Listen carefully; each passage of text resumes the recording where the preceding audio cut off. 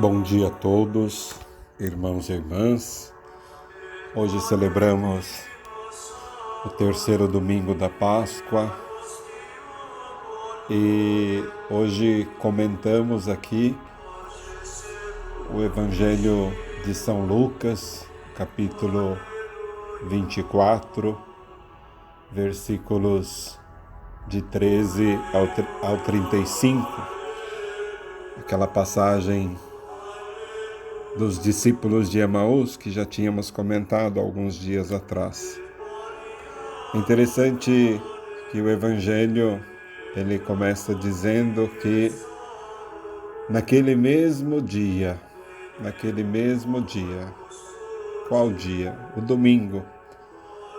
Sim, o domingo, o primeiro dia da semana, o dia da ressurreição.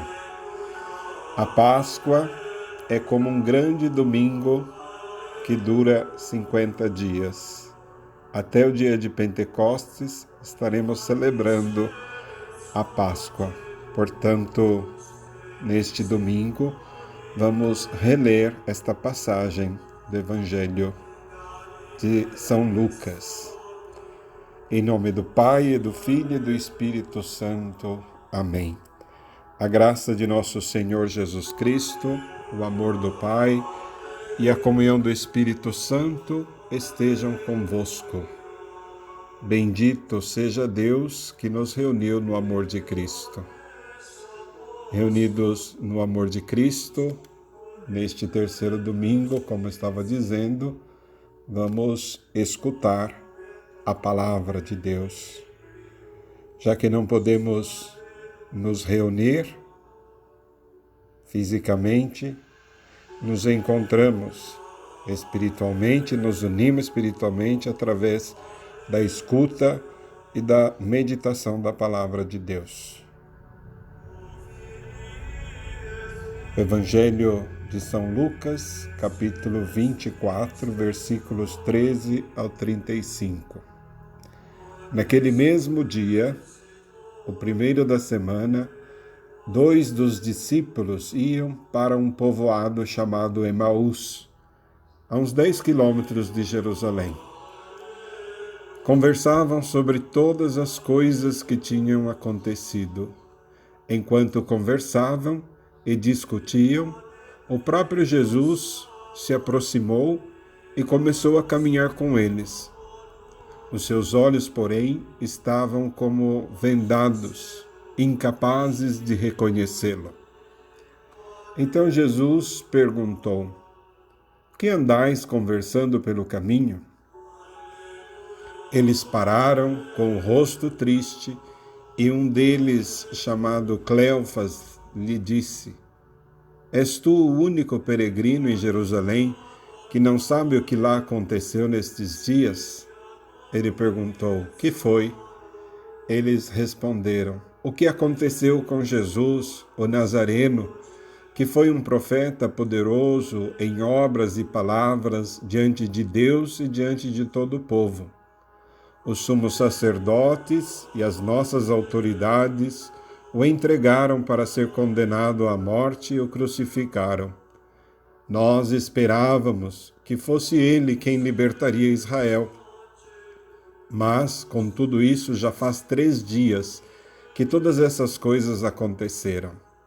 É verdade que algumas mulheres do nosso grupo nos assustaram. Elas foram de madrugada ao túmulo e não encontraram o corpo dele. Então voltaram dizendo que tinham visto anjos e que estes afirmaram que ele está vivo. Alguns dos nossos foram ao túmulo e encontraram as coisas, como as mulheres tinham dito. A ele, porém, ninguém viu." Então ele lhes disse: "Como sois sem inteligência e lentos para crer em tudo o que os profetas falaram? Não era necessário que o Cristo sofresse tudo isso para entrar na sua glória? E começando por Moisés e passando por todos os profetas, explicou-lhes em todas as Escrituras as passagens que se referiam a ele. Quando chegaram perto do povoado para onde iam, ele fez de conta que ia adiante. Eles, porém, insistiram: fica conosco, pois já é tarde e a noite vem chegando. Ele entrou para ficar com eles. Depois que se sentou à mesa com eles, tomou o pão, pronunciou a bênção, partiu-o e deu a eles. Nesse momento, seus olhos se abriram e eles o reconheceram.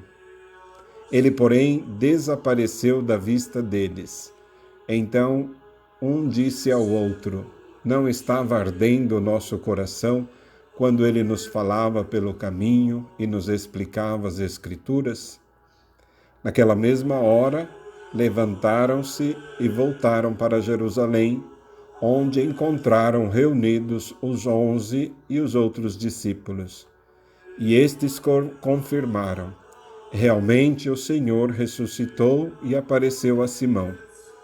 Então os dois contaram o que tinha acontecido no caminho e como o tinham reconhecido ao partir o pão. Palavra da salvação. Glória a vós, Senhor.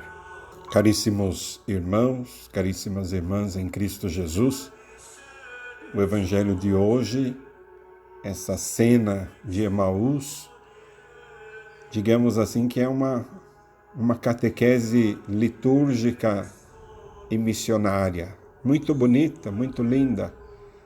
Nessa passagem é descrito o caminho de 2 discípulos que deixam Jerusalém desiludidos e depois voltam para ali, para Jerusalém, para recomeçar um caminho alegre e confiante de testemunho, porque foram encontrados pelo crucificado ressuscitado. Esses 2 discípulos de que fala o Evangelho de hoje é cada um de nós. O caminho que cada um de nós percorre é aquele caminho da nossa vida. Como os 2 discípulos, também nós caminhamos muitas vezes sem saber ao certo onde chegaremos. Interessante notar uma indicação essencial da geografia dessa passagem evangélica. Sabemos que na mentalidade do homem bíblico, o sentido da vida, a direção, é expresso no fato de subir a Jerusalém. A Jerusalém, como eu já tenho dito, sempre se sobe.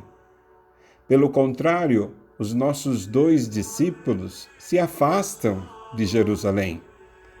De fato, eles tinham acreditado por um momento que Jesus pudesse dar sentido à vida deles, que Jesus pudesse indicar a eles o caminho para a vida, como diz o Salmo de hoje, mas a esperança deles tinha sido decepcionada. Nós esperávamos, dizem, que ele fosse aquele que teria libertado Israel. Mas Jesus foi tirado, foi eliminado, foi suprimido. Jesus não existe mais e eles vão tristes, se afastando de Jerusalém. Se, porém, a esperança desses 2 discípulos foi decepcionada, é porque eles tinham esperado em Jesus somente para esta vida. Tinham acreditado que a salvação trazida por Jesus fosse uma salvação de natureza política, uma libertação do domínio estrangeiro, como diz a frase citada. Nós esperávamos que fosse ele aquele que teria libertado Israel. Esses discípulos tinham esperado em uma felicidade absolutamente terrena, no pão e no peixe em abundância para todos. Tinham esperado em curas milagrosas de todas as doenças, tinham esperado em pregações bonitas, pregações de sucesso, tinham esperado na instauração de um reino deste mundo. E Jesus era para eles simplesmente um profeta potente em palavras e obras diante de Deus e diante do povo. Isto nos demonstra que, de fato, mesmo tendo convivido com Jesus, mesmo tendo conhecido Jesus pessoalmente, mesmo tendo partilhado das refeições com Jesus, mesmo tendo escutado pessoalmente Jesus, não tinham reconhecido Jesus, não tinham visto Jesus. É possível, caríssimos irmãos e irmãs, estar com Jesus, ser discípulo de Jesus e não vê-lo, não reconhecê-lo. Aquilo que acontece enquanto caminham de volta para a vida cotidiana, lá em Emaús, o vilarejo onde eles moravam, na realidade valia para eles já desde quando estavam fisicamente com Jesus. Os olhos deles, diz o Evangelho, estavam impedidos de reconhecer Jesus. Porque olhos e esperança, no fundo, são a mesma coisa. Se pequena é a nossa esperança, pequenos também são os nossos olhos. Se esperamos pouco do Senhor, corremos o risco de não vê-lo, corremos o risco de não reconhecê-lo presente ao nosso lado, presente no nosso caminhar do dia a dia. Não será esse o nosso problema hoje? Toda vez que pensamos que o Senhor nos abandonou, toda vez que pensamos que Ele está longe de nós, ausente da nossa vida, não será porque nós o procuramos em um lugar enquanto Ele está em outra parte? Nós cremos que Ele nos abandonou porque vivemos uma dificuldade, porque vivemos um momento de provação, porque atravessamos um sofrimento, porque atravessamos uma doença, porque atravessamos este período de pandemia, sem ver que é próprio nessa provação, nesse sofrimento, nessa circunstância que nós estamos vivendo, que está a porta de entrada para uma vida maior, que nessa dificuldade está a via de acesso a uma esperança nova, que está a ocasião de um dom inesperado. Aquilo que vale para Jesus Cristo, de fato, vale para cada um de nós, como nos confirma esta frase importantíssima, na qual Cristo revela para nós o sentido profundo daquilo que nós vivemos. Será que o Cristo não devia sofrer tudo isso para entrar na sua glória? A provação, o sofrimento, a experiência da dor, a experiência da morte são necessárias. Será que o Cristo não devia sofrer tudo isso para entrar na sua glória? Devem acontecer, diz Jesus, para nós também, como foi para ele. Obviamente, nós não devemos procurar o sofrimento, não devemos procurar a provação, a dor, etc. A espiritualidade cristã não é uma espiritualidade masoquista do sofrimento, mas é uma espiritualidade realista, uma espiritualidade que não fecha os olhos diante da presença inevitável do sofrimento, da cruz, da dor na nossa vida. Nós não devemos buscar o sofrimento. Inevitavelmente, o sofrimento, a dor, a provação aparecem sozinhos. A vida, infelizmente, é feita também de momentos tristes, também de momentos nos quais nós somos provados. A libertação que Jesus Cristo veio nos trazer não elimina o sofrimento. Lembrem-se do Evangelho de domingo passado, Jesus doa a paz para os seus discípulos, mas mostra os sinais da paixão. Essa libertação que Jesus vem trazer, ela muda o sentido de todo e qualquer sofrimento. Eu dizia domingo passado, essa libertação que Jesus veio trazer transforma o sofrimento inevitável na nossa vida. De beco em saída, transforma a uma porta de entrada, como ele mesmo diz, para poder entrar na sua glória. Era necessário que o Cristo sofresse, mas é um sofrimento para entrar na sua glória. Assim, o sofrimento é transformado e passa então de uma condenação a uma doação, a uma entrega, de fim de tudo a início de tudo. Nós deveríamos nos perguntar então, o que é que abre os nossos olhos? O que nos permite reconhecer Cristo na nossa vida, nas nossas provações, nos nossos sofrimentos, na nossa experiência do limite e da morte, por exemplo. Diante o nosso limite, o mundo está percebendo o limite humano diante de uma pandemia. O Evangelho nos diz claramente em duas frases muito importantes. A primeira, na qual se diz: e começando por Moisés e passando pelos profetas, Jesus explicava aos discípulos todas as passagens das Escrituras que falavam a respeito dele. E depois a segunda frase: quando se sentou à mesa com eles, tomou o pão, abençoou-o, partiu-o e lhes distribuía.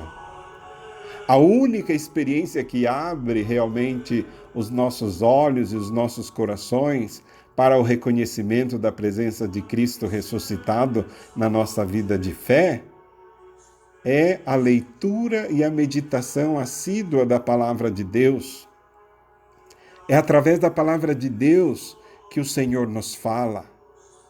É através dessa palavra que constantemente acende, nutre, renova, alimenta a nossa esperança. Assim como diz o Salmo de hoje, que nós não lemos aqui, mas que vocês podem ler em casa: eu bendigo o Senhor que me aconselha e até de noite me adverte o coração. O Senhor me instrui, me ensina, me capacita através da sua palavra lida, meditada a cada dia, conservada no coração, como Nossa Senhora, que conservava tudo no seu coração. Somente o coração que guarda a palavra, aqui volta o exemplo de Nossa Senhora, somente o coração que guarda a palavra encontra consolação. Depois, reconhecemos Cristo no partir o pão, isto é, no dom de nós mesmos, em agradecimento a Deus Pai, porque é esse o sentido da Eucaristia, palavra que quer dizer ação de graças. No momento nós não estamos podendo celebrar a Eucaristia enquanto comunidade, mas podemos meditar, nos alimentar desta palavra em casa. Como o pão repartido pode ser partilhado por muitos, assim, morrendo, doando a sua vida, partindo-se, Jesus se torna fonte de vida para todos. Portanto, irmãos e irmãs, em Cristo, o nosso sofrimento, cada provação nossa, cada morte nossa podem se tornar o pão, podem se tornar um dom de nós mesmos. E se tornam de fato dom quando, ao invés de maldizer a provação, encontramos em união com Cristo a força para bendizer esta provação. Ao invés de recusar a provação, nos rebelando, encontramos com Cristo a força para abraçar esta provação. Ao invés de considerar a provação uma punição ou um castigo, nós devemos acolher essa provação como um desafio, a passagem para uma vida maior, com um sentido mais profundo, ao invés, assim, de nos fecharmos em nós mesmos, deixamos que a aprovação, como acontece com o pão, nos reparta. A aprovação nos parte, nos quebra para fazer com que nos tornemos dom de nós mesmos a todos. Como o Salmo também nos ensina, tenhamos sempre o Senhor diante dos nossos olhos, pois se o temos ao nosso lado, não vacilamos. Se abro os olhos para reconhecer o Senhor, eu encontro alegria, e assim exultará o nosso coração, exultará a nossa alma, se rejubilará de alegria a nossa alma. E assim nós poderemos reconhecer o Senhor ressuscitado que caminha ao nosso lado, passo a passo, dia após dia. Enquanto nós caminhamos, o Senhor está ao nosso lado. Precisamos abrir os nossos olhos para reconhecer esse Deus que caminha ao nosso lado, passo a passo, porque Ele é que indica o caminho da vida para nos conduzir ao Pai. A graça que nós pedimos neste terceiro domingo, que os nossos olhos se abram para podermos perceber esta presença divina na nossa vida. Que assim seja. Amém. Ave Maria, cheia de graça, o Senhor é convosco. Bendita sois vós entre as mulheres, e bendito é o fruto do vosso ventre, Jesus. Santa Maria, Mãe de Deus, rogai por nós, pecadores, agora e na hora da nossa morte. Amém.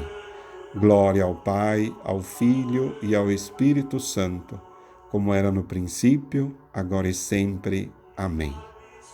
O Senhor esteja convosco, Ele está no meio de nós. Desça sobre vós, sobre os vossos familiares, e sobre vós permaneça para sempre a bênção do Deus Todo-Poderoso, o Pai, o Filho e o Espírito Santo. Amém. Um bom domingo, um bom início de semana a cada um de vocês.